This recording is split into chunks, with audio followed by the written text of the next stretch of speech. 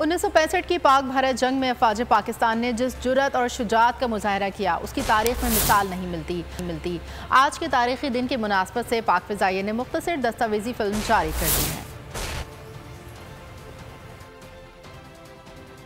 بھارتی فوج نے جی ٹی روڈ سے پے در پے حملے شروع کر دیے۔ سرحد پر ہندوستانی نقل و حرکت کا مشاہدہ سب سے پہلے پاک فضائیہ کے موبائل آبزرور یونٹ نے کیا اور commander in chief air marshal Nur Khan نے صدر ایوب خان کو بھارت کی طرف سے جنگ کی اس کارروائی کی اطلاع دی، حتیٰ کہ بھارتی اخبارات سے کہا گیا کہ وہ 6 ستمبر کی شام کو اہم اعلان کا انتظار کریں، لیکن بھارتی ناپاک عزائم کو پاک فضائیہ کے شاہینوں نے خاک میں ملا دیا۔ ان حملوں میں پشاور، سرگودھا اور ماڑی پور کے ہوائی اڈوں سے پاک فضائیہ کے شاہینوں نے بھرپور حصہ لیا۔ 6 اور 7 ستمبر کی درمیانی رات میں ماڑی پور سے پاک فضائیہ کے بمبار طیاروں نے بھارتی ہوائی اڈوں پر پے در پے حملے کر کے بھارتی فضائیہ کی کمر توڑی۔ ان بمبار ہوا بازوں میں اسکواڈرن لیڈر شبیر عالم صدیقی شہید اور اسکواڈرن لیڈر اسلم قریشی شہید قابل ذکر ہیں۔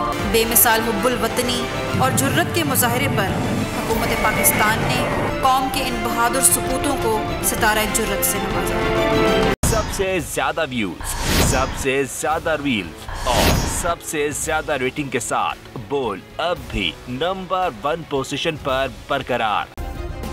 سبسکرائب کریں اور بیل دبائیں تاکہ کوئی خبر رہ نہ جائے۔